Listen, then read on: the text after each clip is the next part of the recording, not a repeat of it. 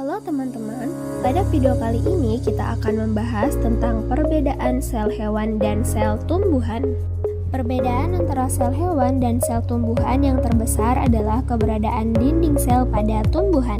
Perbedaan sel tumbuhan dan sel hewan berikutnya adalah bahwa sel tumbuhan memiliki plastida dan vakuola, sementara sel hewan memiliki sentriol dan lisosom.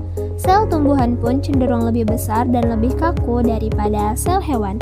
Berikut di bawah ini merupakan gambaran sel tumbuhan dan juga sel hewan. Bisa kamu perhatikan ya. Berikut adalah beberapa perbedaan sel tumbuhan dan sel hewan.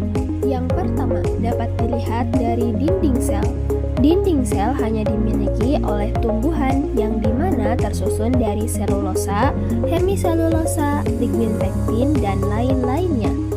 Adapun fungsi dari dinding sel untuk mempertahankan bentuk sel serta melindungi sel-sel sehingga dinding sel ini yang akhirnya akan menyebabkan sel tumbuhan memiliki bentuk yang kaku dan cenderung tetap ya. Sementara itu, sel hewan hanya memiliki membran sel yang tipis dan juga elastis, sehingga sel hewan cenderung berbentuk tidak beraturan ya. Kemudian, perbedaan yang kedua adalah lisosom. Kita dapat lihat di sini sel hewan dan sel tumbuhan, lisosomnya hanya dimiliki oleh sel hewan saja ya. Sel tumbuhan tidak memilikinya karena peranannya nanti akan digantikan oleh vakuola. Nah, peran dari lisosom yaitu lisosom mengandung enzim hidrolitik yang berperan untuk pencernaan intraseluler. Selanjutnya, perbedaan ketiga ditinjau dari adanya plastida yang merupakan kantong kecil berlapis ganda yang hanya ada di sel tumbuhan. Plastida ini berfungsi untuk membuat atau menyimpan zat penting bagi tumbuhan. Plastida memiliki 3 jenis, yaitu kloroplas, kromoplas, dan leukoplas. Kloroplas adalah jenis plastida yang berwarna hijau karena mengandung pigmen klorofil, yang juga merupakan tempat tumbuhan menangkap cahaya matahari untuk membuat makanan lewat fotosintesis. Kromoplas berisi pigmen selain hijau seperti oranye, merah, atau kuning yang memberi warna cerah pada bunga dan buah serta membantu menarik serangga penyerbuk. Sedangkan leukoplas tidak berwarna karena tidak mengandung pigmen, tapi berfungsi sebagai tempat penyimpanan zat seperti pati atau amiloplas, lemak atau elaioplas, atau protein, disebut juga sebagai proteinoplas. Ini terdapat di akar dan juga di biji. Kemudian, perbedaan keempat yaitu sentrosom.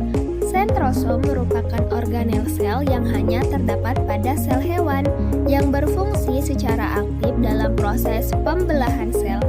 Karena sentrosom berperan dalam proses pembelahan sel, sentrosom akan menarik kromosom menuju ke kutub berlawanan sehingga sepasang sentriom akan membentuk sentrosom ya.